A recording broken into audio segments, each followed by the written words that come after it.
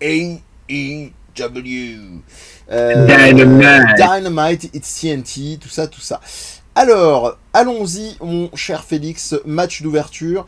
Et alors, quand je dis quel match, pas forcément le match à proprement parler, mais en tout cas, quel pop, j'ai envie de dire, quelle apparition, quel homme, K-E-L-H-O-M, plus loin. Qui est là? C'est Kofi? C'est Kofi ou c'est un autre? Il s'appelle Eddie. Eddie Kingston, il a une belle chaîne, oui. Il a un beau cosplay, il a un beau cosplay du New Jersey. Peut-être parce qu'il en vient. Mais oui, donc c'est Eddie Kingston qui a répondu au l'Open Challenge Cody Rhodes. Relou Rhodes. Qui n'a pas eu d'entrée, qui n'a pas eu de pyro. Donc tant mieux, parce que ça suffit, le favoritisme. Et Eddie Kingston qui fait une promo directe. En fait, c'est la promo qu'il avait fait dans un show indé il y a quelques temps et qu'il avait fait un peu, qui avait boosté un peu le mouvement de mais putain, mettez-le contre Cody, quoi. Ouais. Et en gros, il dit que voilà, Cody il arrête pas de parler de ouais, j'ai eu des obstacles dans ma vie, machin, mais il a tout eu sur un plateau d'argent. Ouais. Alors, lui, il a zoné avec des alcooliques et des junkies et il a dû survivre. Ouais. Et qu'il a jamais eu de vraies opportunités, etc. Voilà. Ouais. Et que c'est un vrai homme, contrairement au petit garçon qui combat Cody toutes les semaines. Et du coup, il va lui mettre des bonnes mandales et ça va lui plaire. Patate de forain. En tout cas, je profite d'une micro-pause avant que Félix continue de s'enflammer et je me tourne vers Jérôme, qui nous a très régulièrement, comme on l'avait fait de concert, tel un Kota et un Kenny, recommandé Showbuckle, qui malheureusement, en fait, est totalement indisponible. Ces vidéos ne sont plus disponibles de la même manière que Real Need Pro. Parce il a vidé ça, il a vidé la chaîne. Je crois que tout est vidé, il faudrait filer. Même sur Vimeo et même je crois sur Dailymotion à revérifier, mais voilà, ça me fait un peu mal à la tronche. Fin de la parenthèse sur un truc plus réjouissant d'un monsieur que m'a fait découvrir Félix d'ailleurs, qui est Joseph Montecello, je prononce bien son nom. Montecilio, excuse-moi, tu m'excuseras auprès de lui, et peut-être même qu'on s'excusera auprès de lui en personne, qui sait. En tout cas, qui est un vidéaste qui fait des super vidéos d'analyse de fond. Jérôme, si tu n'as pas eu l'occasion encore, abonne-toi, comme dirait l'autre, parce que abonne-toi au Catchacast évidemment d'abord. Déjà pour commencer. Voilà, mais toi, il faut te désabonner puis te rabonner pour que ça compte sur l'algorithme. Et les autres, abonnez-vous et allez vous abonner à la chaîne de Joseph. Si vous êtes anglophone, c'est du bonheur. Et il y a notamment une vidéo sur pas dédiée à proprement parler sur Kingston, mais en tout cas sur sa feud avec Cesaro. Qui est fabuleuse. À la Chikara à l'époque, Chikara qui a fermé d'ailleurs. Ouais, tout à fait. Chikara a fermé. Ah bah oui, tu as pas vu passer parce que Mike Quackenbush, donc le fondateur et l'entraîneur, parce qu'à la base c'était une école, c'était la West Factory, et après il avait fait la Chikara et il avait monté tout son univers très comics, très lucha dedans. Et Mike Quackenbush, il a été accusé de plusieurs faits de harcèlement et etc. Sexuel. Et donc il a dû être contraint de fermer déjà l'école et puis la fédé parce que déjà pandémie oblige, ils ont rien fait et donc ils ont pas de revenus et puis voilà. Donc à voir si un jour elle va renaître de ses cendres parce qu'elle l'a déjà fait Fabe, mais là ça risque d'être la fin quoi. C'est un peu chaud. Mais en tout cas, voilà, allez voir les vidéos, c'est très très chouette. Et ce qui nous ramène donc au match, à proprement parler. Très très bien. Eddie, il a fait son job. Hardcore comme il fallait, mais pas trop. Cody, il a été plutôt bien droit dans ses bottes. Il n'a pas fait trop de son showman, etc. C'est ça, pas sobre, mais ça allait. C'est pareil à la fin, pas de serrage de main, rien du tout. Efficace. Chose efficace à dire, mais en fait il faudrait pas faire du match par match avec ce show, il faudrait faire vraiment ça a été de la dynamite de bout en bout. Il n'y a pas eu de truc de vide, il n'y a pas eu de on y reviendra. Il y a eu une chose vraiment que moi j'ai regretté, c'est déjà le match féminin Ivelis contre Diamante. Donc là j'avais non mais le match était correct. Tu vas mettre du miel dans tes paroles. J'adore Evilis. Voilà, mais les deux, c'est leur premier match à Dynamite. Ils ont même pas fait leur petit package d'habitude, ils en font quand même. Ça c'est bizarre. Là, ils ont rien fait du tout. Et en plus de ça, pendant leur match, ils placent une promo en insert de Big Swole sur Britt Baker. Oui. La promo, ils l'ont coupée à la fin, donc du coup, on n'a pas les mots de la fin.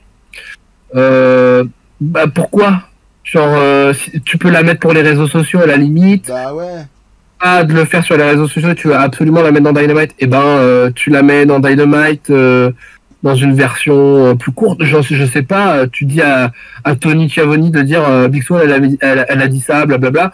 Et basta. En plus, il y a un arc en plus entre lui et Britt Baker après. Donc, mais oui. C'est là où tu te dis, bon bref. Mais oui, le match, au-delà de ça, je plaisante parce que j'adore Ivalis époque Lucha Underground.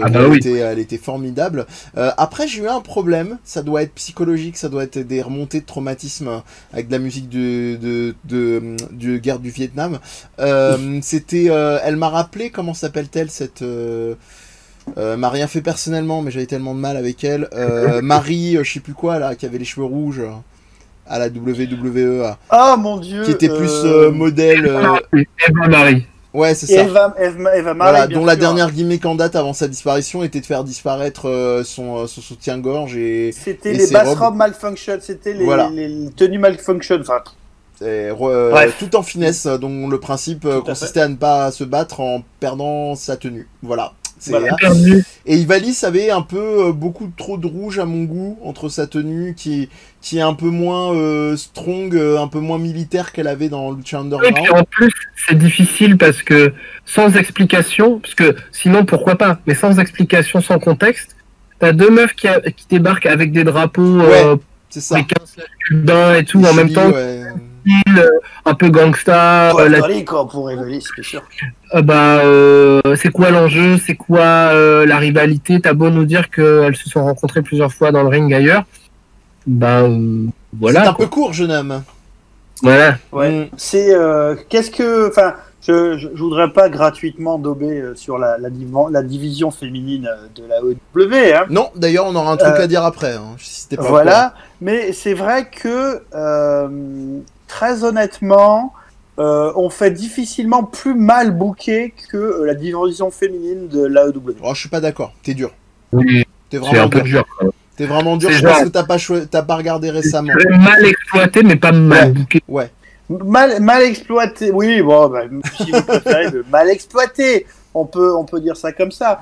Mais alors après, je sais pas trop si avec toutes les restrictions là, du coup. On a quand même beaucoup moins de catcheuses disponibles. Mais bon, il n'y a pas Rio, il n'y a pas Rio, il n'y a pas Disney. Donc, Chris Statlander est blessé. Elle est blessée. Britt Baker, c'est pareil. Brandy s'est mise à catcher. Non, mais voilà, ça c'est. En parlant de ça, justement, il y a un tournoi qui a été annoncé aussi pendant le show, pour rester dans la thématique, qui est un tournoi qui aura lieu, je crois. C'est mi-août ou septembre, je me souviens plus. Tournoi féminin en fait, en équipe. Donc en fait, je crois que c'est dans les prochaines semaines que ça commence. Il m'a semblé voir des dates, mais c'est pas grave. Ça devait être avec le lait caillé, excusez-moi. En tout cas, le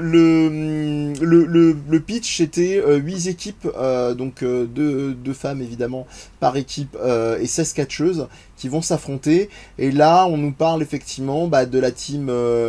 Brandy à Wrestling. On nous parle de la nouvelle recrue, j'ai oublié son nom, la petite meuf de cabaret. Pardon? Anna Jay. Merci. Donc très intéressant, et d'ailleurs ça me permet un écho pour dire que le Dark Order a de plus en plus de gueule. Dans le sens où on sait qu'elle y participera, où on se doute qu'elle aura été convertie, où Colt Cabana a grandi les rangs, où c'est Cien ou Zero qui dans l'équipe Evil Uno, tu veux Evil dire. Uno, oui. cette semaine donc Cinque qui est apparu pour se battre contre Hangman Page. Pourquoi forcément espagnol? Bah, je sais pas, il y a Uno, donc j'aurais pu mettre C'est contre, ouais. j'aurais pu mettre contre Uno. Mais juste pour le tournoi Tu féminin, prends 2 cartes. c'est pas dit que ce soit des équipes préfaites. Je crois qu'ils veulent faire comme une loterie, genre des duos un peu Ça peut être aléatoires. vraiment marrant, ça. Bon, je sens que Ah. Ali et Brandy, bizarrement, elles vont être ensemble. Sinon, je vois pas l'intérêt de les avoir mis ensemble avant. Et il n'y a pas de... Je crois que pour l'instant, il n'y a pas de récompense définie. Genre, je sais pas si le duo gagnant va avoir un match de championnat ou quoi que ce soit. Notre éternelle gratitude. Par contre, ce qu'ils ont dit, c'est que si ça marche bien, mais après, qu'est-ce que ça veut dire marcher bien, ils veulent en faire un truc annuel. Mais ça, c'est un truc... Oui, c'est un truc qui pourrait au moins donner un peu plus de densité Non, à la... mais évidemment qu'ils vont le faire. Évidemment, c'est un secret de Polichinelle quand tu vois le push de Brandy sur l'initiative Heels, pardon, en référence au talon des femmes et non pas aux méchants du catch, qui est une initiative qui met en avant effectivement les catcheuses et les arbitres féminines. Donc non, mais évidemment qu'ils vont le faire. C'est histoire de se faire mousser et de faire monter la sauce. Mais bien entendu, on l'avait vu avec Sabrine, vu la façon aussi dont ils s'expriment et se mettent en avant sur des thématiques progressistes, pour moi c'est évident qu'ils vont le faire. Enfin bon, tu disais Félix avant que je ne t'interrompe que on n'aurait pas dû prendre les matchs dans le sens forcément chronologique, mais plutôt Oui, mais c'est parce que le show en lui-même était de la dynamite, comme tu le rappelais. la bebou. Parce que en fait, vraiment, ce show-là, ça ne s'arrêtait jamais. Mais genre, on passait d'une storyline à l'autre, c'est-à-dire qu'on n'était pas surmené par le show, mais on avait toujours un truc à manger. C'est comme si c'était un menu avec plusieurs plats qui étaient tous très très bons, sans être trop lourds. Un menu étoilé. Une référence un peu au Food Wars. Mais par exemple, le Falls Count Anywhere des Young Bucks et Oh Butcher là and the... là. Mais quel délice! Oh là Et en là. plus, ça commence d'une façon très naturelle. C'est un Eh. Falls Count, donc on n'a pas besoin de commencer dans le ring. Non, trop bien. Mais Donc on va sur le terrain de Butcher and the Blade et après on va dans le ring. Et Très j'ai envie, pour rester dans la métaphore culinaire, de faire un peu d'ASMR en vous disant régal. Voilà. Non, vraiment. William. Vraiment, oui, William, tout à fait. Ou Chivas, c'est son nom. Je récolte je recycle mes blagues, vous verrez bientôt. Qu'est-ce que je voulais dire? Non, on a. Pareil, il y aurait plein d'autres trucs, genre MJF. Ouais, il était tellement bien MJF, contre le fils de Chris Jericho. Et le frère de Jungle Boy. Voilà. Non, mais vraiment super. MJF qui perd tempérament dès qu'on dit que bah non, t'es pas vraiment vaincu, mec. Peut-être le main event, ironiquement. Bah j'avais peur de ça, mais ils sont bien rattrapés avec déjà le rythme était plutôt bien parce que le duo Luchasaurus Jungle Boy ils sont tellement bien rodés à 2 ou à 3 que bah c'est impeccable. Ça fonctionne toujours. C'est vraiment, ils ne déçoivent jamais. Ouais, et puis ils compensent la lourdeur et la lenteur de Jericho et Hager, from Bellator. Et puis la révélation à la fin, ça faisait que ça amenait un truc en plus. Parce que, bah, parlons-en, il y a un certain jobber de Dark qui est masqué, qui s'appelle Serpentico. Il débarque dans le ring et il tabasse les adversaires de Jericho et Hager. Et en fait, ce n'est autre que Sammy Guevara, qui est de retour de son camp de désintoxication de petit mâle merdeux qui parle de viol à tout va. Et oui, Orange Cassidy est arrivé après, tel la star du show qu'il est. Et donc voilà, il est de retour, ça fait un mois qu'il est absent, apparemment il n'a pas été payé pendant un mois, etc. Blablabla. Après les histoires de Speaking Out, on en avait déjà parlé. Oui, on vous renvoie à l'émission. Après avoir dit beaucoup de mal de Sacha. Oui. Et puis, et par contre, Serpentico, le fameux Serpentico, rien à foutre. C'est-à-dire que le mec, on sait pas comment ça se fait qu'on lui a pris son masque, etc. Même sur Twitter, par curiosité, je suis allé voir sur son Twitter au Serpentico. Il a dit « Oh bah il y a Samy !» Genre, tu t'en fous qu'il est... Hop, j'ai perdu mon masque. Oh mais vélo. Voilà. Voilà. Non, voilà. Peut-être que le tag team match main event m'a un peu, avec d'énormes guillemets, déçu parce que le reste était tellement déjà fou que j'étais trop fatigué. Ouais. Mais Même faudrait parler de Hangman Page. oui, j'en parlais subtilement en disant que le Dark Order, ouais. Entrecroisé avec FTR et Kenny Omega qui arrive trop tard, il y aurait trop de trucs, quoi. C'est. Ouais, non, beaucoup de choses, mais vraiment, je suis d'accord.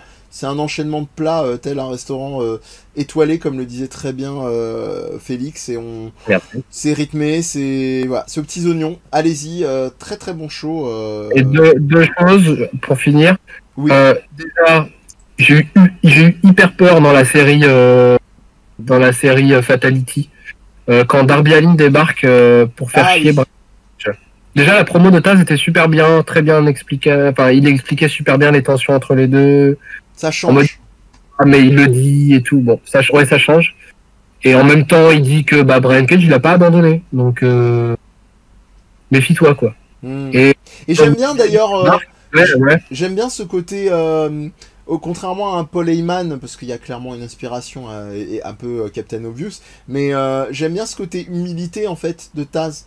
Dans le sens, j'ai failli me faire virer par mon client, quoi, enfin par mon poulain, et ça contraste un peu avec ce truc un peu fouine de Paul Heyman qui a toujours 15 coups d'avance et qui s'en sort toujours, soit en faisant une gueule pas possible, qui finit en gif et en même, ou alors simplement en ayant une magouille d'avance. Enfin voilà, j'aime beaucoup cette nouvelle dynamique, et puis surtout. On l'a découvert dans le Dark et t'en as parlé subtilement, brièvement tout à l'heure, son alliance nouvelle, je vais pas te voler, parce que c'est un peu un T-boy. Hein.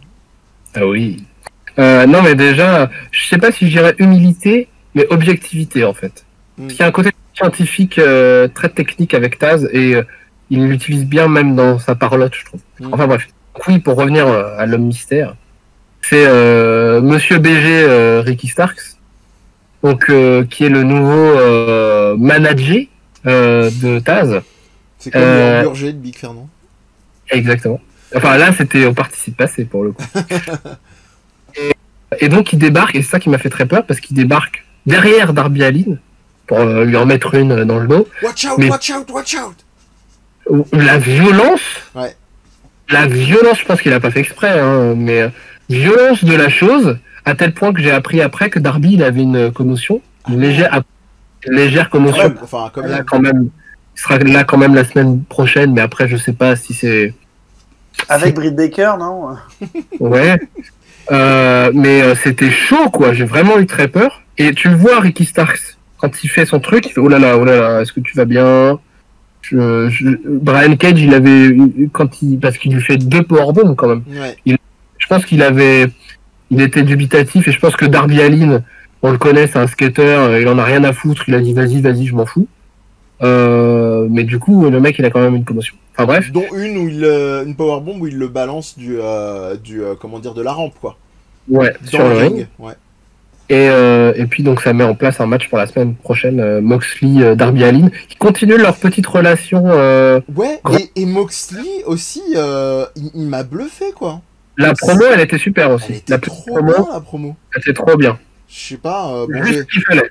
Ouais, j'espère qu'ils vont arrêter le ratio 4 émissions naze pour une bonne émission. Ce serait bien d'être un peu plus régulier. Là, ils ont sorti. Ils étaient à donf. Chaud bouillant. Hein. J'ai eu des gros matchs ces dernières semaines, mais c'était moyen ou mal rythmé. Là, impeccable. Bon après je sais pas ce qu'ils vont en faire de ce Ricky Starks avec Taz, parce que je le vois pas trop aller avec Taz. Ricky Starks c'est un peu un The Rock bis côté charisme et personnage hyper BG, hyper dragueur et tout. C'est le charme de charisme en fait. Pas bon. Et Taz, c'est pas ça son profil, quoi. Pardon, on va la faire toute la semaine, cette blague. Le diable de Tasmanie, pardon. Oui, forcément. Mais ce que je voulais dire, c'était que Ricky Starks, en plus, bon, il n'a pas encore atteint le maximum de son potentiel, parce qu'il est très jeune. Mais il a une capacité verbale au micro qui est très bonne. Donc du coup, ça serait con de laisser parler Taz derrière lui. Dans ce cas-là, ouais. je l'aurais vu, en fait, s'il devait avoir un manager, je l'aurais vu plutôt avec un Tully Blanchard, parce que ça aurait bénéficié aux trois. Parce que Tully n'est pas forcément dans la promo, donc il aurait laissé parler Ricky Starks. Il est un peu old. Je suis fatigué, j'ai entendu dire un QB Blanchard. C'est pas gentil de se moquer de Tessa. C'est ça, c'est l'heure de l'apéro. Mais non, voilà. Et puis ça aurait fait un peu de la concurrence à Sean Spears, parce que putain, lui, il essaye des trucs, mais ça marche jamais. Et là, ça aurait pu lui donner une motivation kayfabe, en tout cas, de remonter le niveau face à ce poulain tout jeune, tout fringant, machin. Bon, bref. Voilà. Et puis la deuxième chose, c'était encore les audiences, parce que la preuve qu'un putain de show comme ça marchait, la preuve que de maintenir le niveau semaine après semaine et pas juste de sortir un gros double match de nulle part du trou du cul pour faire une audience une semaine, et ça marche en fait de faire des shows réguliers vraiment hyper rythmés, parce que la AEW a repris vraiment des couleurs au niveau audience apparemment. Elle a repris les chiffres d'avant confinement. Et entre NXT et AEW est le plus gros depuis le début de la guerre du mercredi soir. Donc, est-ce qu'on peut dire que c'est des shows qualitatifs, Jérôme? Non, on peut pas. C'est nos petites blagues d'Ayatollah du Becherel, voilà. En ce moment, moi, ma guerre personnelle, Jérôme, c'est à vie, c'est contractuel, hein, qualitatif. Donc, chez vous, hein, rappelez-vous que qualitatif, hein, c'est quelque chose qui qualifie, qui caractérise un objet, une personne, une ça situation. Ne veut pas dire de qualité. Voilà. Et n'oubliez pas que déceptif, ça n'existe pas. Ça veut dire voilà. Trompeur, mais en anglais, pas voilà. Contrairement au doigt. Voilà, contrairement autre chose que le français. Voilà. C'est ça, exactement. Donc voilà, c'était ma petite John Moxley à moi pour les doigts. Mais non, c'est juste que c'est simplement, vous voyez, j'ai utilisé un terme que je déteste aussi, le juste aussi. C'est simplement des termes qui sont utilisés. Je peux pas. Voilà. C'est des trucs qui me font saigner les oreilles à côté de malgré que. Voilà. Vas-y, tu t'es exprimé comme tu voulais sur Dynamite, parce que j'ai pas mal. Malgré que le show soit qualitatif. Ouais, c'est ça.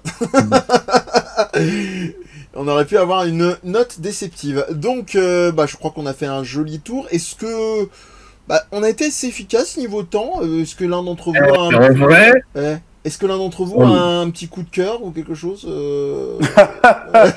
qui commencerait pas par S et finirait par Stardom? Je n'irai pas, je voudrais pas en remettre. Mais pourquoi? Alors je comprends l'attachement à la Stardom en particulier, parce que c'est un attachement au personnage et aux rivalités, donc je comprends tout à fait. Mais est-ce que tu irais pas voir aussi du Joshi Puroresu autre que la Stardom, genre la Gato, ou des trucs comme ça? Alors oui, j'ai regardé quelques matchs de la Choco Pro. Vous savez, la Choco Pro, donc qui est la Gato Move sur YouTube. Ouais. C'est très intéressant parce qu'on a quand même régulièrement des apparitions de Suzuki. Qui est très bon même en comédie caractère. Oui, j'ai vu qu'il avait fait à la queue leu pendant le confinement. Voilà, et après aussi c'est juste une question de... Je pourrais m'intéresser à beaucoup d'autres fédés, mais en fait elles n'ont pas toutes leur propre site pour mater les matchs. Et par exemple, il y a tout un tas de fédés de Joshi qui sont sur Nico Nico, vous savez, le YouTube japonais. Ouais. Nico Nico. Alors il faut un abonnement Nico Nico Pro plus un abonnement Nico Nico Joshi spécifique, et tu peux pas payer si tu viens de l'étranger. J'allais faire la blague en plus, mais j'étais à 2 doigts de faire. Tu aimerais regarder tes shows comme Jérôme? Tu n'arrives pas à te connecter, alors abonne-toi à Kachakas VPN. Avec Kachakas VPN, il te suffit d'entrer tes données et tu pourras voir tous les shows Stardom, Gato. Enfin bref, voilà, comme quoi j'ai visé juste malheureusement. Donc tu voudrais, mais je voudrais bien, mais je peux point, comme dit. C'est ça. Moi j'aimerais bien aller voir la Seedling parce que c'est une fédération amie de la Stardom, et malheureusement c'est compliqué de regarder la Seedling, qui a une thématique complètement dingue, c'est qu'en fait tout est censé se passer en mer ou sur un bateau. Ouais. Donc le seed c'est SEA. C'est incroyablement littéral. Les Japonais ont un truc avec, au-delà d'être bordés par l'eau, entourés, pardon, ils ont un truc, ils ont le Tokyo Sea aussi, qui est le Tokyo Disney Sea, qui est je crois le seul au monde d'ailleurs, parc d'attractions de Disney, de Mickey avec de thématiques aquatiques, voilà. Si un jour vous passez au Japon, comme Laure et Raphaël, vers lesquels on vous renvoie sur un super épisode de carnet de voyage japonais en podcast disponible sur la page et la chaîne YouTube KatchaCast, je crois qu'on a fait le tour. Et bien voilà, je propose qu'on s'arrête là-dessus, sur une belle note, le temps que Félix relance une dernière fois sa caméra avant qu'elle lui explose à la gueule et qu'on puisse se dire au revoir décemment. On va commencer avec lui, comme ça elle imposera pas. Félix, ta vie, ton œuvre, le journal du geek, il me semble, critique de merde, il me semble, Alt Wrestling, il me semble, et exception catchesque, il me semble aussi. Et KatchaCast, non? Ah bah, on y est. T'es au KatchaCast, toi? Incroyable. Mais ouais, c'est un truc de fou. Même pas tu le dis, quoi. T'as vu. Enfin bref. Mais je suis obligé de lui rappeler, pour Vas-y, wesh. Et puis voilà, occasionnellement, il passe en mode surprise quand son emploi du temps de ministre et ses articles longue durée du journal du geek lui permettent pour faire des lives avec moi. Et un jour, on continuera et on finira Guacamelee 2. Promis. Jérôme. Eh bien moi, on peut me retrouver sur mon Twitter où je poste beaucoup de choses qui ont à voir avec évidemment la Stardom, mais aussi avec n'importe quelle autre connerie. Et donnez-moi un M, donnez-moi un O, et donnez-moi un 5. Ou chez MO, pour me retrouver chez MO5. un test dans pas longtemps à venir, sans doute. Sans rien vous spoiler, bien entendu. Qui sera pas du Curse of the Moon 2. Ah merde, j'allais dire pas du Castlevania, pas du Shantae. Bah si, Curse of the Moon, c'est un Castlevania. Bah oui, c'est pour ça, non mais simplement. Je me disais, est-ce que ça allait ne pas être un des deux? Voilà. Eh bien non, c'est pas possible. Je fais une micro-parenthèse en parlant de Castlevania, parce qu'on parlait d'Evil, qui était pas forcément très Castlevania par rapport à ce que les gens disaient. Le theme song, le nouveau theme song d'Evil, il est pas trop bien. Je sais plus, je sais même pas si je suis tout seul. Moi j'aime beaucoup, voilà. J'aimerais bien le balancer en mode copyright infringement, mais bon, c'est pas grave. On va s'écouter à la fin de l'émission. Votez dans les replays si vous l'avez kiffé ou pas, et comme ça on en parle la semaine prochaine. Voilà, pour ma part, bah, vous avez l'habitude, le KatchaCast ici, tout ce qui est, et ça fait aussi partie de la grande famille des podcasts avec plein d'émissions en vrac. Je vous les liste pas, je vous laisse aller découvrir. Le Suicocast, tout ça. Le Suicocast. Bah, j'allais en parler vu la grosse nouvelle, c'est pas possible de ne pas le mentionner. En tout cas, des podcasts, vous pouvez retrouver, c'est l'avantage, c'est que ça rassemble un petit peu le tout. C'est un peu comme l'anneau unique de Sauron, sauf que ça fait moins mal.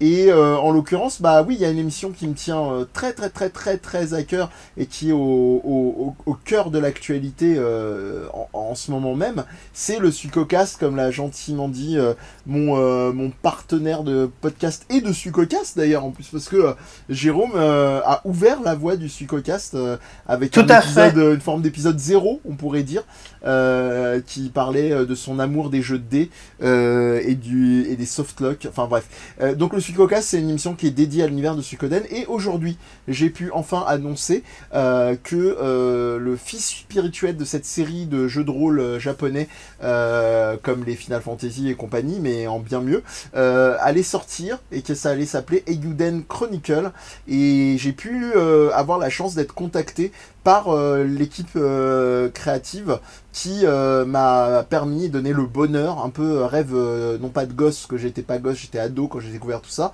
rêve d'ado exaucé d'interviewer l'équipe qui était originellement sur la série Suikoden. Je vous en reparlerai très bientôt, parce que l'interview d'une heure déjà à mettre en ligne, avec sous-titrage anglais et français, et voilà. Voilà, que vous dire de plus, si ce n'est que allez découvrir, comme Chico, allez chercher bonheur, et surtout allez chercher les émissions des podcasts, dont le KatchaCast, et abonnez-vous, s'il vous plaît, ça nous permet d'avancer, comme pour le cas du Sucocast avec des événements comme celui-là aussi, de créer des situations, comme on l'a fait aussi avec Résistance, on vous en parle la semaine prochaine. Oui. Voilà, on parlera d'épisodes 1 et 2 qu'on aura tous vus. Jérôme est déjà au taquet, mais nous avec Félix pas encore. Voilà, et bah écoutez, pour ceux qu'on connaît, on vous fait de très gros bisous. Pour les autres, prenez soin de vous, faites bien gaffe à vous, et puis amour et suplex. À la prochaine. Amour et suplex. Ciao.